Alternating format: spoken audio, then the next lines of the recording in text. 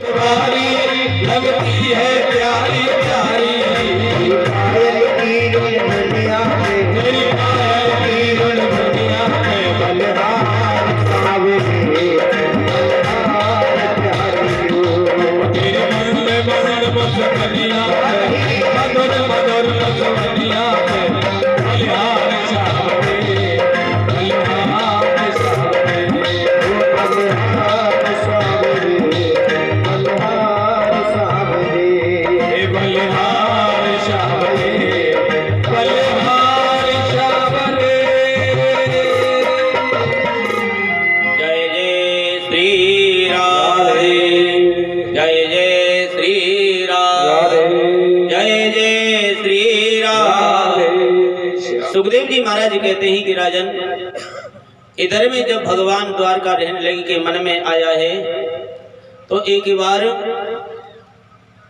पांडवों के पास में प्रभु इंद्रप्रस्थ पधारे हैं। इंद्रप्रस्थ प्रभु पधारे तो पांडवों के साथ में भगवान रहने लगे हैं। इधर में सुखदेव मुनि बोले कि राजन, जब भगवान द्वारका छोड़कर पांडवों के पास कुछ दिन के लिए आए तो इधर में अक्रूर जी महाराज को देखो लोभ आ गया। मन में विचार किया कि कन्हैया तो यहाँ पे है नहीं, और जो सत्राजित अकेले रह रहे हैं बेचारे वृद्ध हो गए, उनके पास में जो मणि है जो 8 बार सोना उगलती है, उससे ले लिया जाए। तो देखो अक्रूर जी महाराज ने सतधनवा को बुलवाया और सतधनवा से कहा कि सतधनवा, जो महाराज सत्राजित के पास में जो मणि है ना उसको चुरा के ले आए।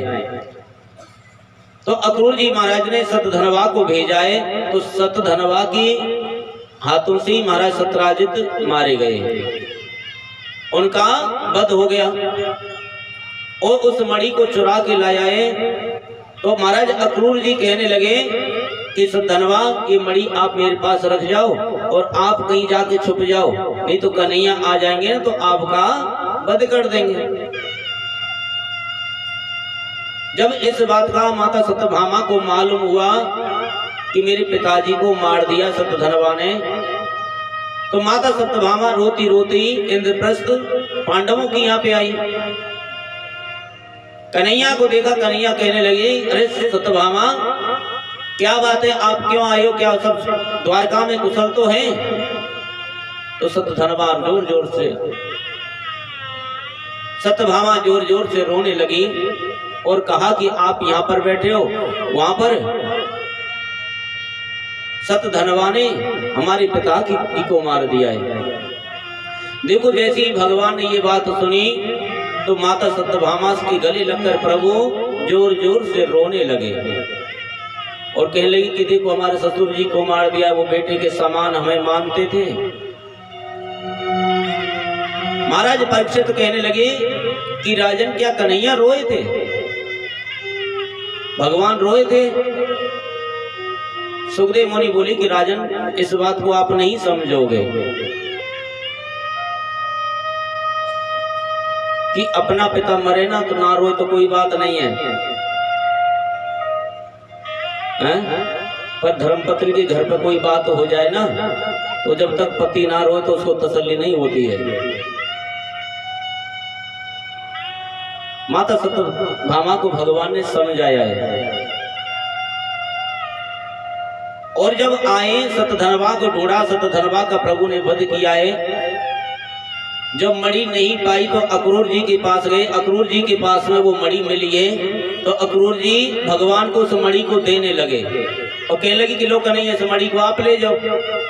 भगवान ने कहा कि अक्रूर, मुझे इस मणि को नहीं चाहिए, पर एक बात ध्यान रखना, इस मणि की आप पूजा करना।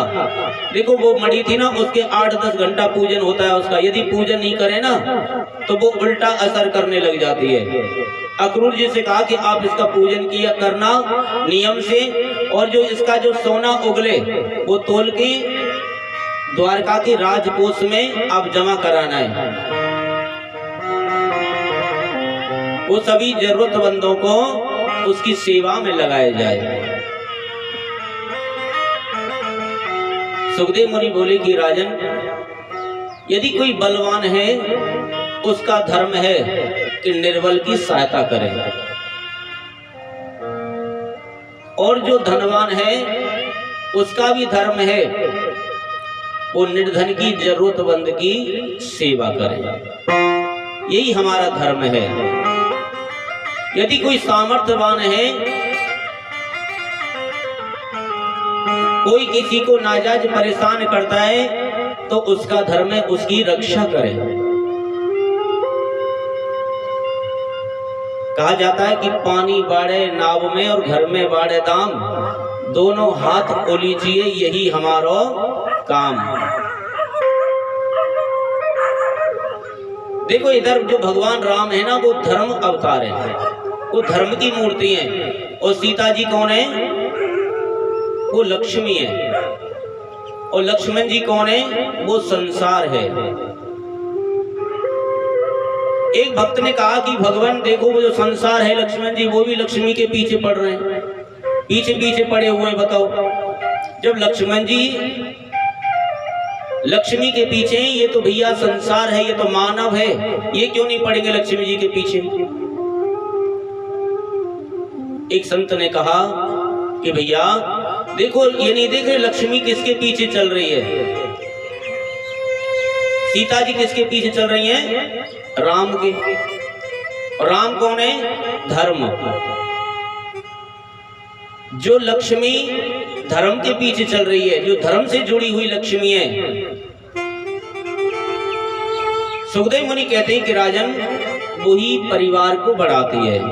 और जो अधर्म की लक्ष्मी है, अधर्म से कमाया हुआ धन होता है ना, वो तो भैया जीव को नरक में ले जाता है। देखो भक्त भी दो बता